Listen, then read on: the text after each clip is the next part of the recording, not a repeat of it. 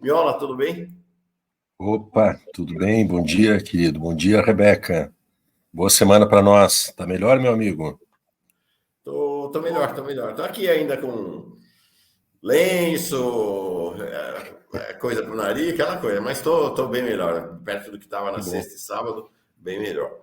Ô, Miola, queremos muito ouvir tua avaliação sobre esse ato de ontem na Paulista e né, avaliação sobre ontem e os desdobramentos possíveis desse ato na conjuntura. Né? Uhum. Olha, pessoal, eu acho, né, independentemente das estimativas finais sobre o público presente, né, que eu acredito que não tenha sido menor que uma centena de milhares de participantes. Hoje a Folha de São Paulo divulgou que estimativa oficial da segurança pública do Estado de São Paulo, evidente que ela muito enviesada, apresenta uma cifra ao redor de 600 mil pessoas. Eu acho que é uma certa demasia, mas seguramente alguma coisa próxima aos 200, 300 mil pessoas ali estavam reunidas, né? Eu acho que isso é uma capacidade de mobilização formidável que a extrema-direita brasileira está demonstrando, uma força convocatória extraordinária, né? E observa que tem dois aspectos concernentes a isso. O primeiro, que tem uma permanência da capacidade de mobilização popular, né, do campo da extrema-direita. Eles vêm já desde a eleição de 2018 do Bolsonaro, durante o período Bolsonaro e agora já no período Lula, as convocatórias deles sempre foram correspondidas com grande participação, né, de milhares e mais milhares de pessoas.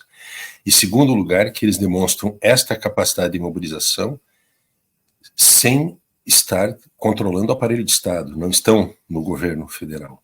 E, portanto, tem uma estrutura disponível, né, que lhes permite essa mobilização. Eu acho que, sob esse ponto de vista, Mauro e Rebeca, foi um ato muito importante. Eu acho que foi positivo do ponto de vista dos planos da extrema-direita. Né?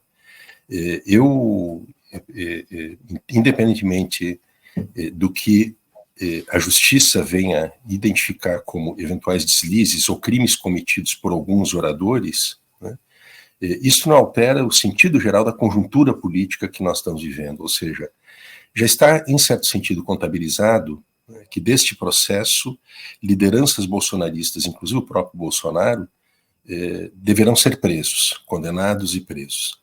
E isto já compõe a paisagem política e não alteraria, portanto, né, politicamente a conjuntura, na minha percepção. Apenas aceleraria, né, as condições para a prisão dos personagens.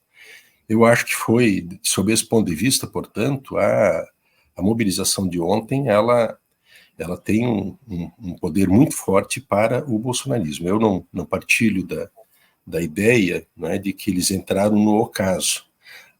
O governador Tarcísio de Freitas, ele tem uma síntese que eu acho que ele expressa com muita pertinência, né, o que aconteceu ontem.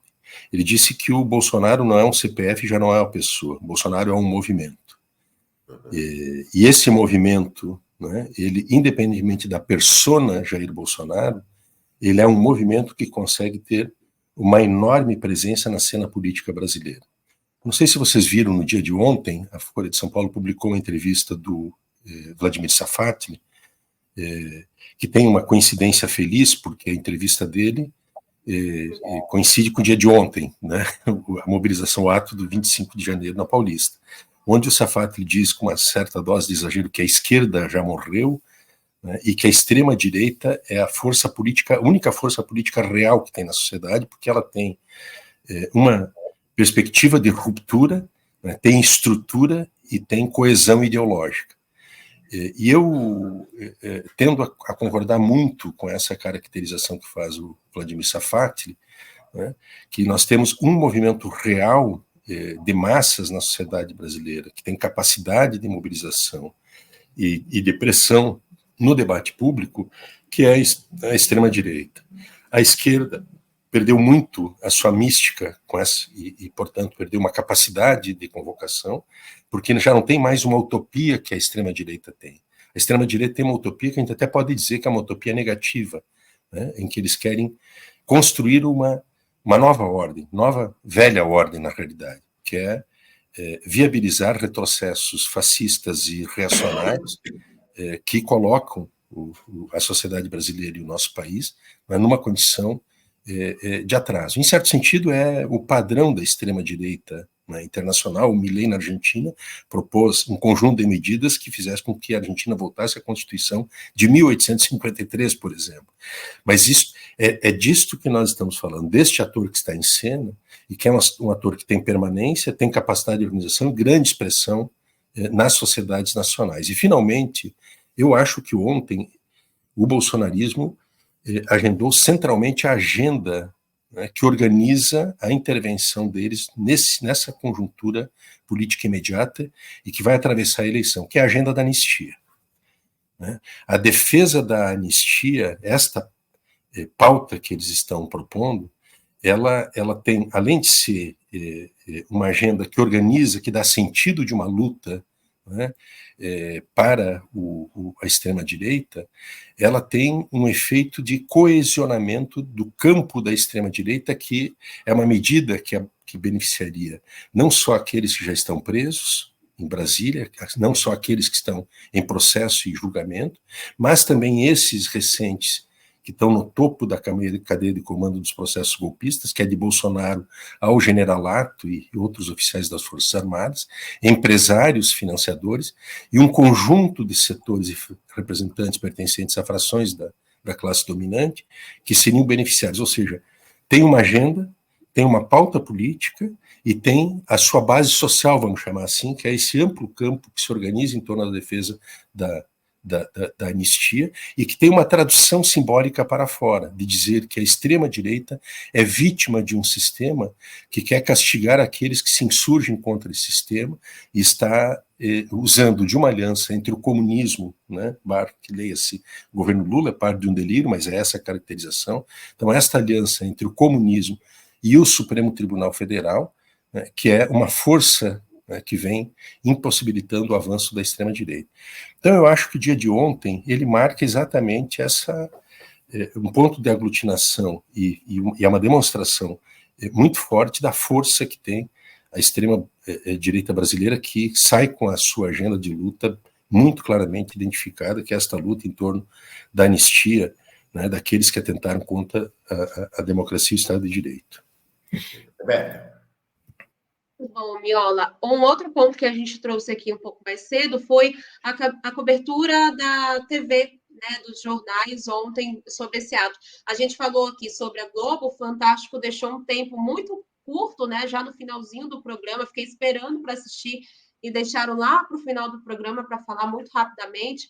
A Record também eu coloquei, do tempo que eu fiquei ali com a TV ligada do dominical deles também, não passou.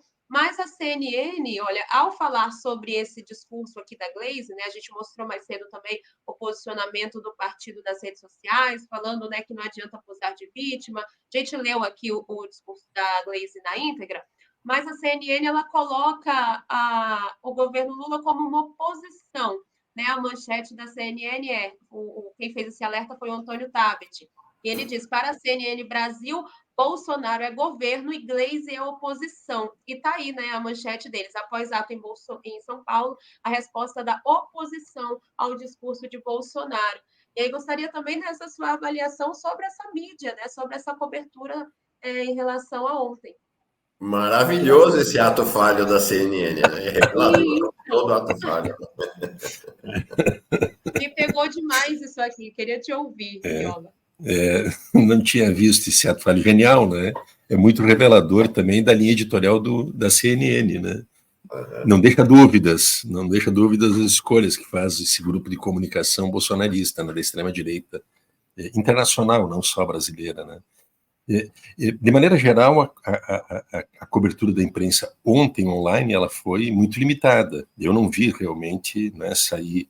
Eles baixaram a bola, né? Visivelmente. Baixaram a bola. E que eu acho que aí também tem um cálculo, né, corretamente feito pelos grupos, né, de comunicação, que é de não dar esse espaço, essa publicidade, né, e aumentar a divulgação, a difusão do evento de ontem. A rigor, quem ganharia muito em ter as transmissões do evento seria o próprio bolsonarismo, né, que ele ampliaria da sua boca, porque o povo bolsonarista não vai ver a Globo, ele vê a CNN e vê a Record em TV aberta, mas não vai ver a Globo, que é a principal emissora brasileira, né? Pesquisas mostram que uma ínfima parcela dos eleitores do Bolsonaro se informam, não é, acompanham a política pela TV tradicional e especialmente pela Globo. Então, seria para o Bolsonaro um ganho adicional se ele conseguisse ter uma cobertura de parte da Globo para transbordar para além das suas bolhas. E eu acho que isto deu empate, digamos assim. Não conseguiu avançar, né, muito em relação a esse terreno. Agora, de qualquer maneira, eu acho que para a extrema-direita, né, o balanço que eles devem estar fazendo é um balanço muito exitoso do evento de ontem. Eu acho que ele atingiu todos os propósitos. Se a ideia era de juntar centenas de milhares, né, de ter um ato com essa massividade, né, com a contundência que ele teve, né, e organizar uma agenda, né, uma pauta do próximo período, eu acho que eles conseguiram fazer isso. Tem um aspecto que eu pondero aqui com vocês, que a mim me parece não só muito preocupante, mas mais do que isso, perigoso, que é esta simbiose do messianismo religioso com a política.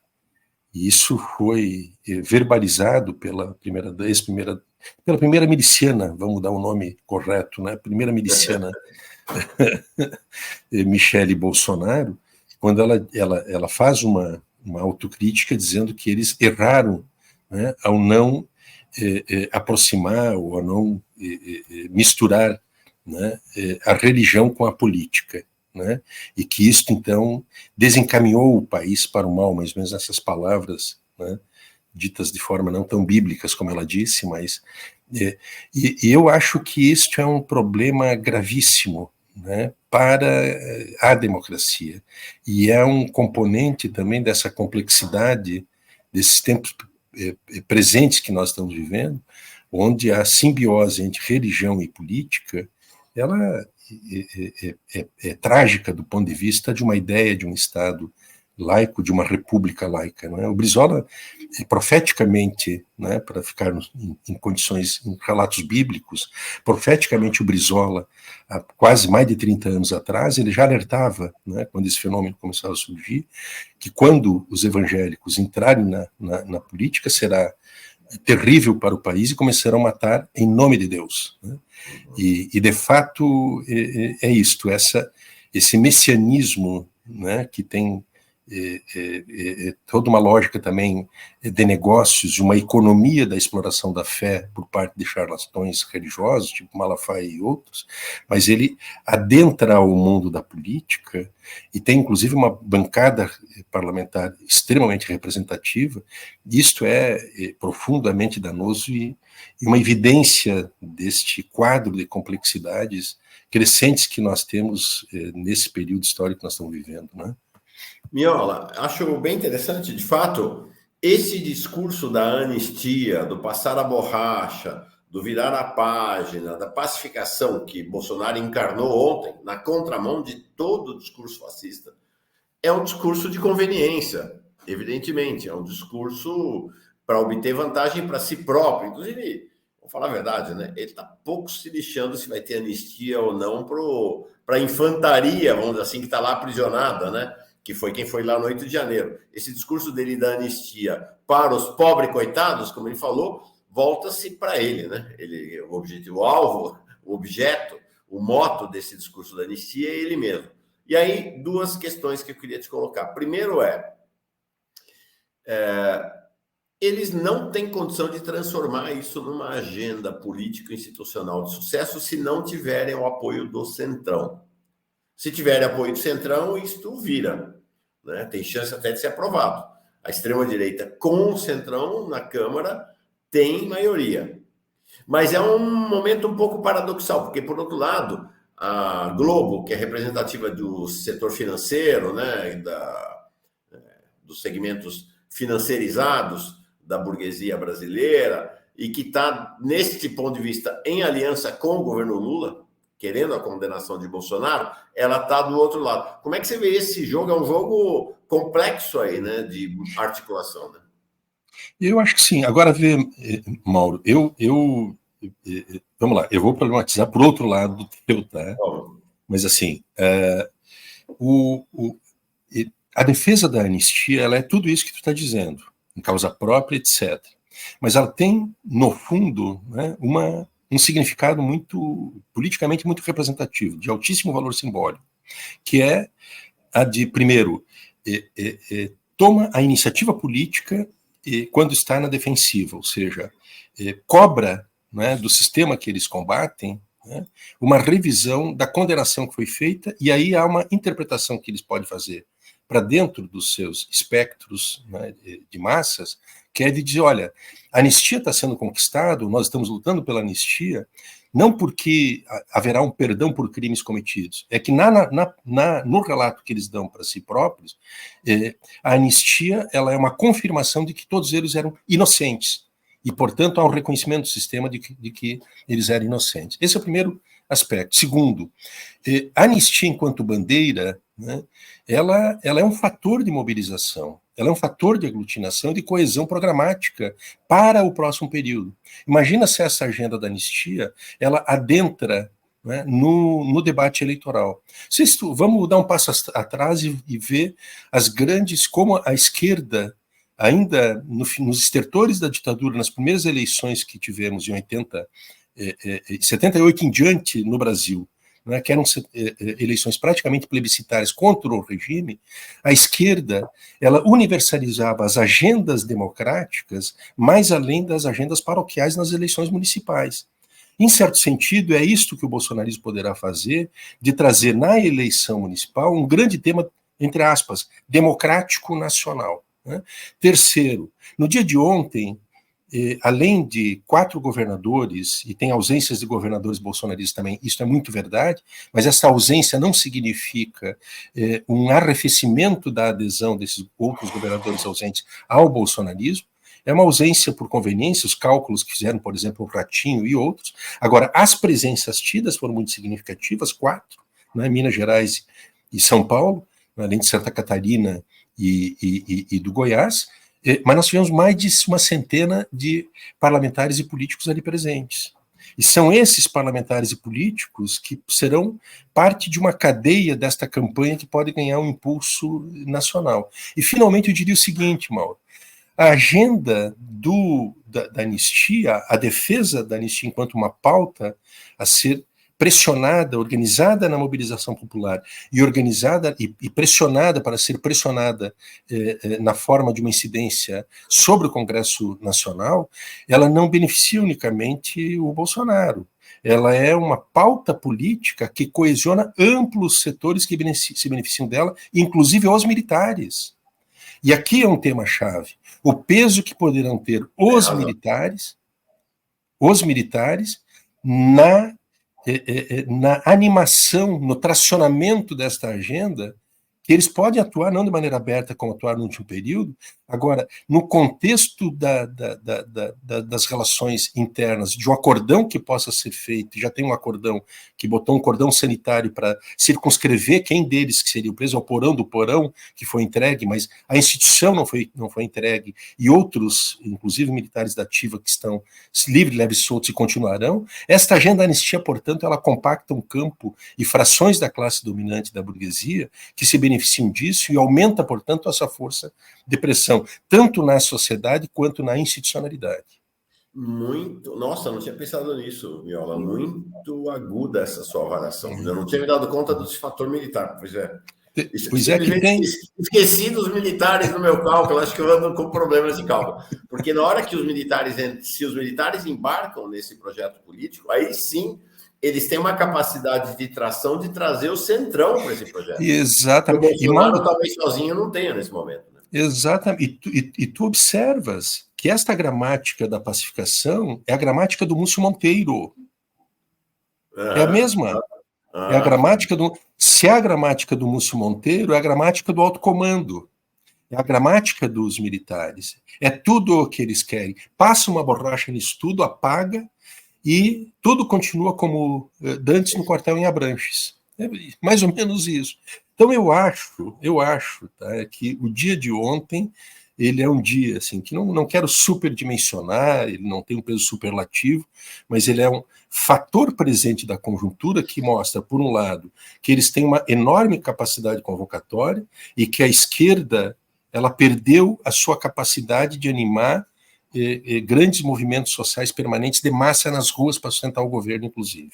Se tu observar, o 8 de janeiro, que poderia ter sido o marco de uma grande mobilização nacional, né, rememorando os 8 de janeiro de 2023, ele não aconteceu nada. O que teve de mobilização nos municípios, em algumas capitais estaduais, foram muito limitadas.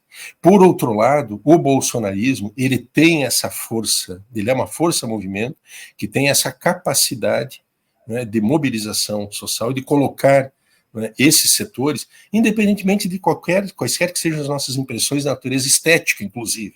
Mas é o que eles têm de fato, e isto a esquerda brasileira não tem, ou perdeu, né, ou precisa encontrar urgentemente para, num contexto de hiperpolarização como nós vivemos no nosso país, tem que ter uma capacidade de reação da esquerda em outros planos, não necessariamente em grandes encontros multitudinários, mas em forma de movimentos que têm permanência na conjuntura, né, e que respondam, né, de maneira muito concreta a esta ofensiva, essa capacidade ofensiva da extrema-direita.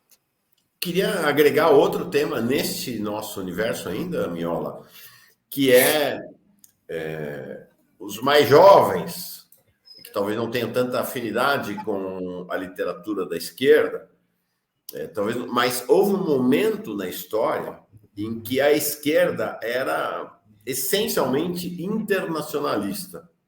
A ideia de um movimento internacional de esquerda, na verdade, um movimento internacional socialista, comunista, animava a esquerda, né? Isso em meados e até a segunda metade do século passado era muito forte, tanto que existiu, ainda antes na primeira metade do século XX, a chamada Terceira Internacional. Era uma tentativa, de fato, de organização internacional das lutas do operariado, do proletariado. Depois teve um racha, os trotskistas montaram a Quarta Internacional. Mas essa ideia do internacionalismo estava muito presente para a esquerda brasileira e para a esquerda mundial. Aparentemente perdemos, né, também, além da capacidade de mobilização, esta dimensão internacionalista. E aí o que nós vimos é absurdo, mas vamos ver se o governo brasileiro vai reagir. O ministro das Relações Exteriores de Israel, o Israel Katz, que vem sendo um provocador contra o Brasil, fez esse tweet essa madrugada: muito obrigado ao povo brasileiro por apoiar Israel. Nem Lula conseguirá nos separar. Mais uma provocação, trazendo, e, portanto, esta agenda. Então, essa é uma das dimensões desse internacionalismo da extrema-direita. A outra dimensão é este evento que acabou de acontecer nos Estados Unidos, sábado e domingo, o CEPAC, né, que é o Congresso Conservador dos Estados Unidos, que é um pouco um organizador da extrema-direita global. Bolsonaro. Eduardo Bolsonaro denunciando ditadura do Brasil. The next president of United States. And right before the great Argentinian president, Javier Milei. Today, I'll tell you how a country loses its freedom. E aí vai. Agora é muito forte, tá vendo? O Eduardo Bolsonaro vai lá e fala: depois do Trump e antes do Milei. Você vê que tem, então, uma organização realmente muito, muito forte. E essa dimensão internacional, ele nem veio, né? Perdeu o avião na volta por conta de horário lá, mas muito forte, né? O Milei com o Trump, o negócio é muito pesado, a articulação internacional deles, né, Miola? Muito, muito pesado, e tem laços orgânicos do trumpismo com o clã Bolsonaro no Brasil. Fico só imaginando, Rebeca e Mauro, se fosse o Trump o presidente dos Estados Unidos em 22 e não o Biden, né, aquelas missões, né, de autoridades da administração Biden que frequentaram o Brasil para desencorajar os militares, né, e alertá-los que o país ficaria isolado em caso, né, de um golpe, de consumarem o golpe, como eles estavam, né, preparados para fazê-lo, isso não aconteceria. E nós estaríamos hoje vivendo no breu, nosso país, eu não tenho nenhuma dúvida disso, né? E exatamente pela relação que tem Trump com o bolsonarismo. E eu acho que esse é um dado do nosso tempo presente, né, Mauro, que tem uma extrema-direita, essa extrema-direita ela tem expressões e capacidades de disputa dos rumos das sociedades nacionais distintas entre cada país, em cada região do planeta. Agora, ela é uma extrema-direita super organizada e que está habilitada, ou que se habilita, pelo menos, a se apresentar como uma alternativa de gestão da barbárie neoliberal, de uma perspectiva autoritária. E ela é internacional, essa extrema-direita, porque a crise é uma crise do capitalismo nessa etapa de ultrafinanciarização, né, neoliberal. E, portanto, é uma crise mundial, né? E ela tem relações orgânicas entre si, né? E, sobretudo, tendo dois vértices dessa organização internacional, que é a extrema-direita estadunidense, Tea Party e outras organizações supremacistas brancos e ultra-radicalizadas, e o Vox na Espanha, e apoiado e financiado por grandes corporações, grandes fundos mundiais. E a esquerda, paradoxalmente, vive, né, um cenário que é contraditório, inclusive, porque essas organizações internacionais, o internacionalismo, digamos, proletário, de esquerda ou socialista ou comunista, que vigorou até o período do final da Guerra Fria, né, e a queda do Muro de Berlim, ela paradoxalmente deveria ser retomada em outras bases, essa política, esse internacionalismo, né, de esquerda ou socialista ou comunista, né, sobretudo a partir da globalização que o neoliberalismo impôs. Mas é contraditório porque justamente com a globalização, ao invés de ampliar a capacidade internacional de articulação e de unidade da ação, né, entre as esquerdas mundiais, ela ficou fragmentada, né, e atomizada.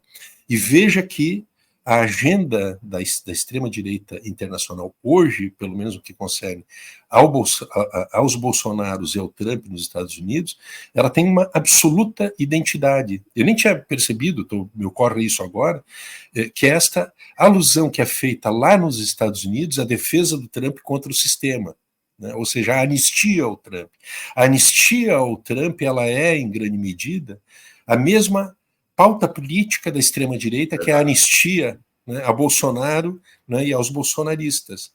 Então, esta é uma campanha que ela pode, por isso que eu acho que o dia de ontem, né, ele tem, né, esta resultante do ponto de vista de organizar uma agenda política. E aí é o tema esse que eu volto, que é o tema. Nós conversamos outro dia também, Mauro, e tu alertavas isso, que a esquerda perdeu, né, a sua capacidade de encantamento, né, e de uma mística, porque perdeu a sua própria utopia, se passou a ser uma espécie de um sócio-gestor, né, da crise gerada pelo neoliberalismo, mas com remédios, né, neoliberais e não antineoliberais. E isto faz com que a própria esquerda tenha lá os seus limites de desenhar uma utopia diferente e, portanto, ter uma mística mobilizadora, né, que atraia multidões, né, e coloque em movimento, né, essas multidões para lutar por agendas políticas próprias, que é o que a extrema-direita faz desde uma perspectiva, né, eles se consideram agentes de uma transformação, de uma revolução, de construção de uma nova ordem.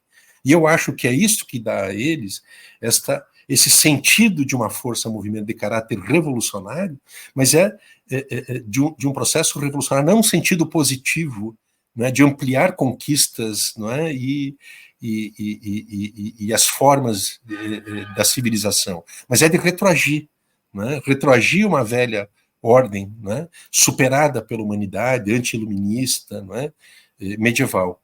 Então, eu acho que são esses os dilemas do tempo presente, das complexidades que nós temos hoje, né, que nos colocam diante de um dado muito, muito realista. A extrema-direita chegou para ficar, é muito forte, e disputa ombro a ombro, né, com a esquerda, né, os rumos do país. Não sou daqueles que entenda que 30 de outubro de 2022 resolveu tudo. Não é como se nós tivéssemos resolvido todas as paradas do nosso país, afastado todas as ameaças, com a simples eleição do Lula em 30 de outubro de 2022. Ali foi a interrupção de um processo que estava ascendente, muito grave, que poderia... A diferença entre eles continuarem ou não continuarem foi muito tênue, como nós estamos vendo. Nós tivemos a iminência de um golpe.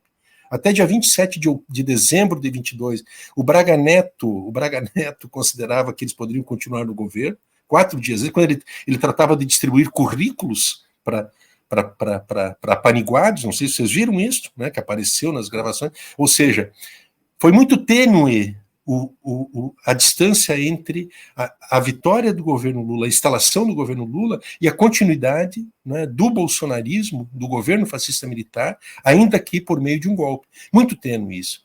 E esta situação de uma polaridade muito extremada, muito limitada, muito renhida, ela continua presente na conjuntura, e o dia de ontem, para a extrema-direita, eu acho que foi um dia, né, organizador, né, do próximo período de disputas no nosso país, que tem uma eleição municipal no meio, onde, né, temas centrais da agenda geral da extrema-direita poderão ganhar lugar e ser um fator de grande animação, né, e, portanto, animação que eu digo no sentido de encorajar, de mover, de criar dinâmicas políticas de massas, né, e, inclusive, resultar em surpresas eleitorais importantes de avanço da extrema-direita nos legislativos municipais e nos executivos municipais na eleição desse ano. Adorei, Rebeca, esse Miola, porque, de fato, olha, trouxe muitas luzes onde a gente não estava enxergando realmente uma complexidade grande. Miola sempre sensacional. Obrigado, viu, Miola? Né, Rebeca? Como sempre, Miola, jogando luz a assuntos tão necessários, nos fazendo enxergar coisas que às vezes a gente não nota aqui. Fundamental sua presença, Miola. Antes de você sair, deixa eu só então mencionar aqui os nossos superchats. O Antônio Epifânio, ele menciona: Mauro, no X, o chanceler israelense agradeceu ao Brasil pelo apoio. O Brasil não pediu apoio, foram os fascistas brasileiros levando apoio aos fascistas israelenses. Falamos bastante desse assunto aqui. E agradecer a Antônia Monteiro, que chegou na nossa pós-TV Fórum como nova membra. Muito obrigada, e obrigada a você também, Miola, por sempre vir aqui nos ajudar a entender esse contexto. Generosidade de vocês. Um abraço grande, gente, boa semana, melhoras, Mauro. Fica bem, Rebeca, um abração. Tchau, tchau. Obrigada, querida.